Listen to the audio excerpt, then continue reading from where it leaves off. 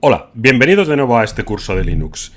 Bueno, hemos visto en el capítulo anterior un poco el concepto de entrada, salida y error estándar, y a partir de este capítulo pues vamos a ver una serie de opciones que nos permiten manipular y trabajar con ese tipo de entradas y salidas. Bueno, lo primero que tenemos que ver es un poco poner ejemplos de lo que hemos visto en el capítulo anterior. Podemos utilizar para ello, por ejemplo, el comando echo. Si yo pongo echo hola, ¿de acuerdo? Lo que estoy haciendo es admitir algo por la cadena, por la entrada estándar, el estándar input, en este caso el teclado, y cuando le doy al intro, ese entrada estándar se redirige hacia la salida estándar. Esto es lo que se reconocería, o lo que se conocería como estándar input y estándar output. Hay muchos comandos en Linux que esperan recibir algo por la entrada estándar y lo redirigen luego a la salida estándar. Y un típico ejemplo de error sería este, por ejemplo, si pongo cat eje1 y no existe el fichero eje1, lo que hace Linux es básicamente devolverme un error. El error, como hemos visto en el capítulo anterior, también se redirige automáticamente a la salida estándar, entre comillas, que es la pantalla, ¿vale? O el monitor. Entonces vemos que muchos de estos comandos, por lo tanto, en Linux manejan salida estándar, entrada estándar y error estándar. Bueno, y también a lo largo del curso hemos visto que hay muchos comandos que en vez de tener como entrada estándar el teclado, tienen otra cosa, normalmente un fichero. Por ejemplo, el comando cat nos permite visualizar el contenido de un fichero. Si yo pongo esto, cat etc passwd, lo que le estoy diciendo es que me muestre el contenido del fichero passwd que se encuentra en el directorio etc. Ya está, ¿vale? Pero cat también podría recibir datos de la entrada estándar. Recordemos que para Linux la entrada estándar, el teclado, es un fichero, entre comillas, ¿no? Entonces, si yo pongo cat a secas, vemos que lo que hace es que se queda el cursor en la línea siguiente. Yo puedo poner aquí hola, y si le doy al intro, lo repite. ¿Vemos? Por ejemplo, esto es una prueba.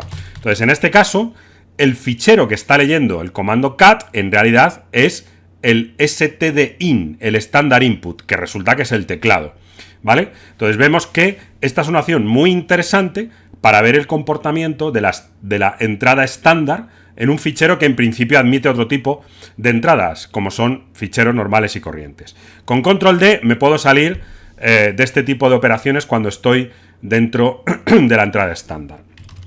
Por ejemplo, hay otro comando muy interesante que aprovechamos para ver, que es el tr, que es el translate. El comando tr me permite cambiar unos caracteres por otros, ¿de acuerdo? Esto puede ser muy útil con ficheros, y de hecho este comando lo volveremos a hacer, lo volveremos a utilizar en la sección de Shell Scripts. Pero ahora, si pongo, por ejemplo, trao, lo que le estoy diciendo es que me sustituya las as por os. Si no le pongo ningún fichero, lo que va a hacer es pedírmelo por el teclado. ¿Por qué? Porque por defecto tr necesita un fichero, y si no lo tiene, va a pedirlo por el fichero estándar de entrada, el stdin. Entonces, si aquí pongo, por ejemplo, Pedro, ¿vale? Uy, perdón, tengo que poner algo con una A, hola, veis que sustituye la A por os. Es decir, si yo pongo aquí A, automáticamente lo sustituye. Pero lo que más me interesa no es tanto el comando tr en sí, que es muy interesante, como veis, sino que observéis que yo estoy utilizando la entrada y la salida estándar para manejar ficheros que de otra manera necesitarían tener un fichero como entrada, ¿vale? No es, alguno diréis, uy, ¿esto lo voy a hacer habitualmente? Pues hombre, normalmente no vamos a hacer este tipo de operaciones de poner un comando y empezar a teclear directamente, pero sí que veréis que lo podemos utilizar en la sección de Shell Scripts para hacer programación, ¿vale? Ahora veréis ahí algunos ejemplos muy interesantes de este tipo de expresiones.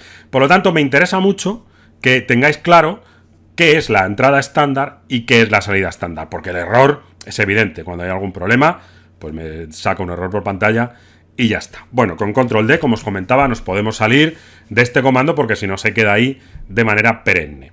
¿De acuerdo? Bueno, pues espero que con esto se haya quedado más o menos claro cómo funciona la estándar input y la estándar output, y nos vamos al capítulo siguiente, donde vamos a ver un tema ya muy interesante, que son las redirecciones, ¿de acuerdo? Venga, os espero en el próximo vídeo.